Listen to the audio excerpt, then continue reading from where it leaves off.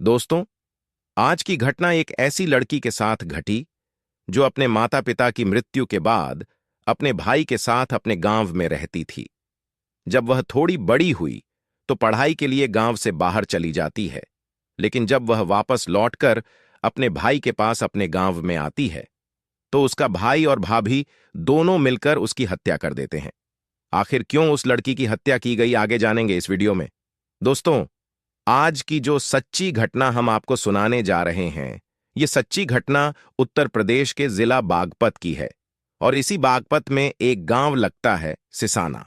दरअसल हम बात कर रहे हैं 2 नवंबर 2023 की सुबह करीब 8 बजे के आसपास, जब लोग अपने खेतों की तरफ निकल रहे थे तो पास ही में गांव का एक शमशान घाट था।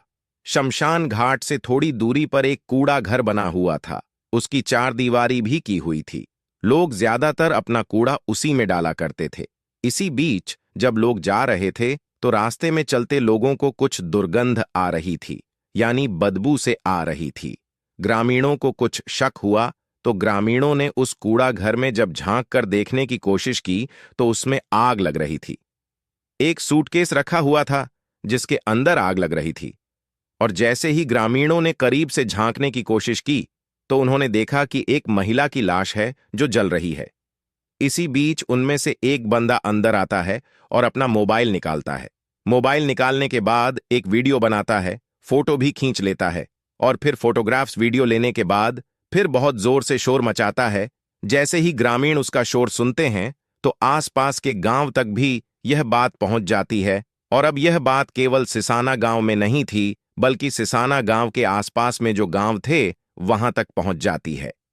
लोगों को लगा कि पता नहीं किसी की बेटी या किसी की बहू को मारकर उसकी बॉडी को सूटकेस के अंदर रखकर सूटकेस में आग लगा दी है, इसलिए सबसे पहले पुलिस को सूचना दी जाती है।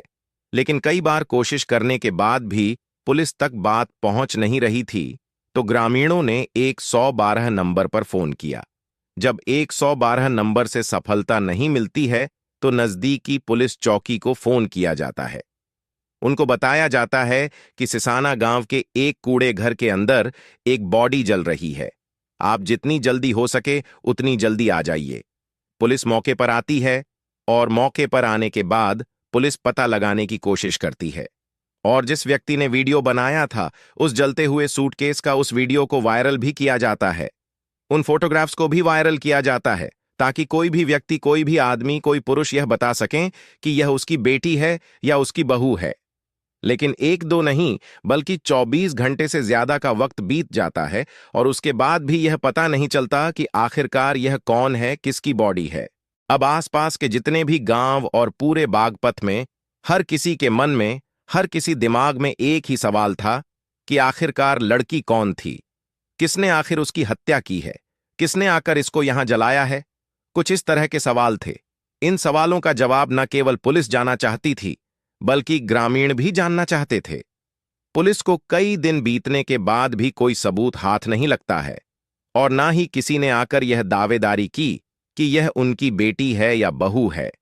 उसके बाद पुलिस अपने तरीके से ही काम करना शुरू कर देती है।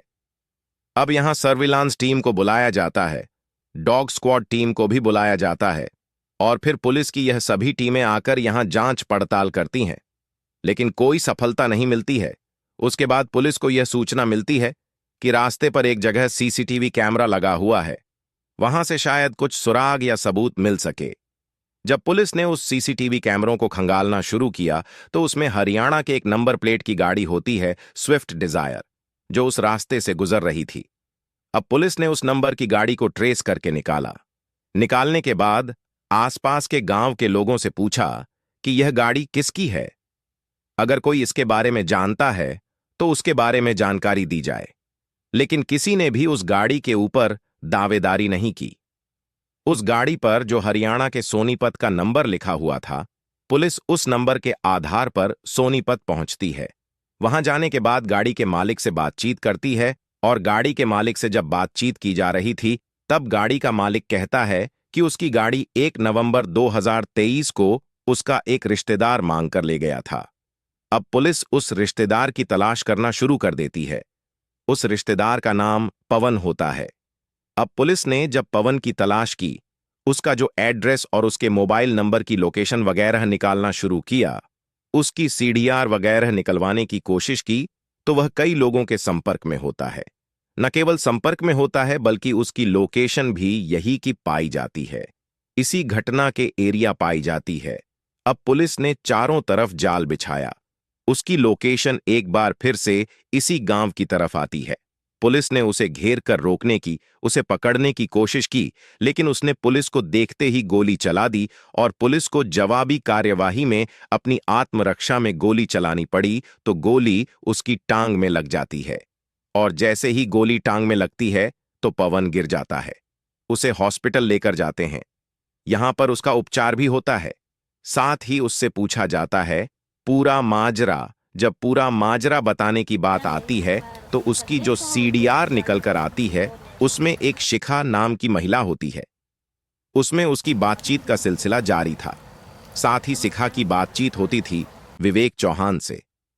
पुलिस ने इन दोनों को भी पूछताछ के लिए हिरासत में लिया और हिरासत में लेने के बाद एक पूरा गेम, एक कांड या फिर यह कहे कि एक कहानी सामने आती है। दरअसल मरने वाली जो लड़की थी जिसकी बॉडी जलाई थी, उसका नाम था मनीषा चौहान उर्फ मिनी, जो कि एक नोएडा की मल्टीनेशनल कंपनी में जॉब किया करती थी। अब इसके बारे में जब पड़ताल की जाती है और इन सबसे बातचीत की जाती है तब कुछ चौंकाने वाली बात सामने आती है। दरअसल उत्तर प्रदेश के गौतम बुद्ध नगर का सेक्टर 45 का एक गांव सदरपुर लगता है। वहां का रहने वाला एक व्यक्ति जिसका नाम चरण सिंह होता है, जो कि पूर्व प्रधान हुआ करता था। उसका एक बेटा होता है जिसका नाम हर्षवर्धन होता है और हर्षवर्धन को एक बेटा पैदा होता है और एक बेटी होती है। बेटे का नाम मनीष उर्फ विवेक चौहान होता है, जबकि उसकी बेटी का नाम होता है मनीषा चौहान उर्फ मिनी। ये बहुत करोड़पति लोग होते हैं, लेकिन जो हर्षवर्धन होता है उसको कैंसर हो जाता है और साल 2011 में कैंसर से उसकी मौत हो जाती है। अब उसका बेटा और बेटी बचे थे। बेटी उस वक्त 10 साल की थी और इसी बीच में मरने से पहले ही हर्षवर्धन ने एक वसीयत बनाई और वसीयत में साफ साफ लिख दिया कि मैं बेटा और बेटी में कोई फर्क नहीं करता, इसलिए जो भी मेरी जमीन जायदाद है, जो भी कुछ है, वह बेटा और बेटी में बराबर बराबर बांट दिया जाए। और जैसे ही यह बात सामने आती है तो सबसे पहले होश खराब होते हैं इस मनीष उर्फ विवेक चौहान के, क्योंकि आधी जमीन यानी कि करोड़ों की संपत्ति उसकी बहन के नाम पहुंच जाएगी।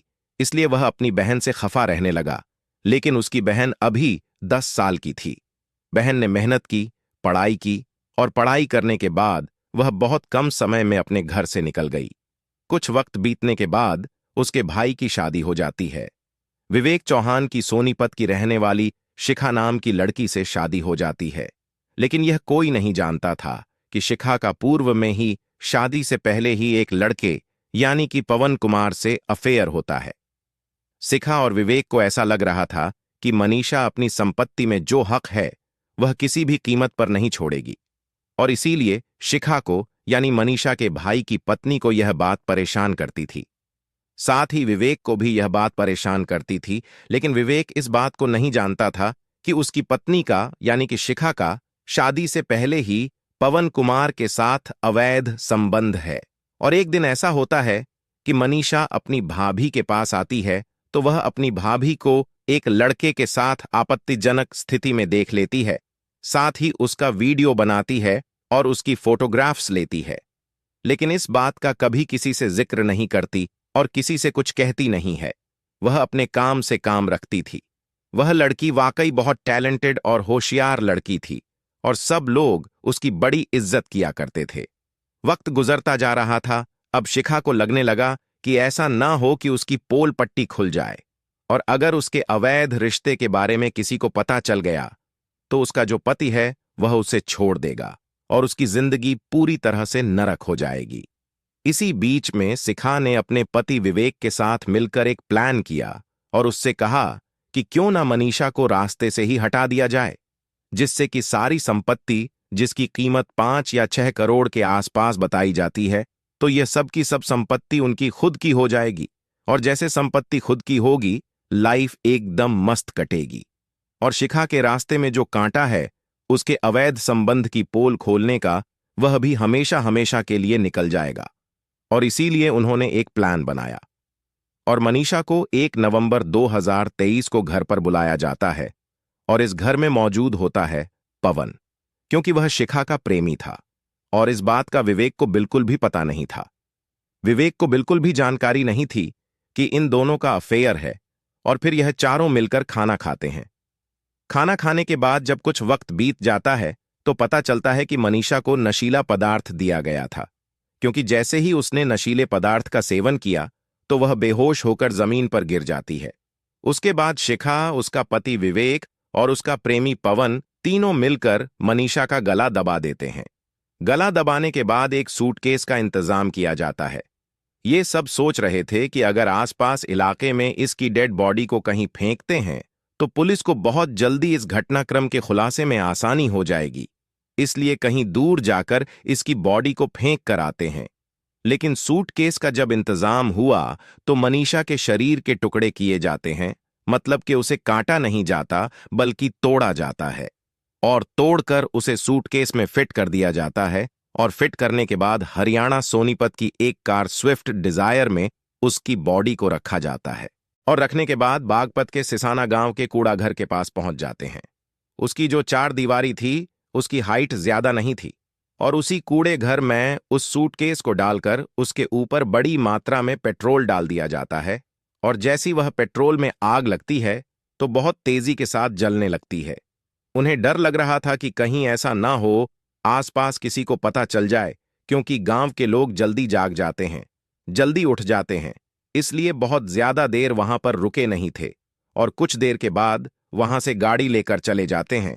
लेकिन वह गाड़ी और उसका नंबर सीसीटीवी कैमरे में कैद हो जाता है और गांव वालों को अगले ही दिन जब दुर्गंध आती है तब तक वैसे तो शरीर ज्यादा जल चुका था, लेकिन पुलिस को जब बताया गया, पुलिस ने इस घटनाक्रम का खुलासा किया तो लोगों को यकीन नहीं हो रहा था कि भाभी ने डबल गेम खेला, यानी कि अपनी इज्जत बचाने की कोशिश की।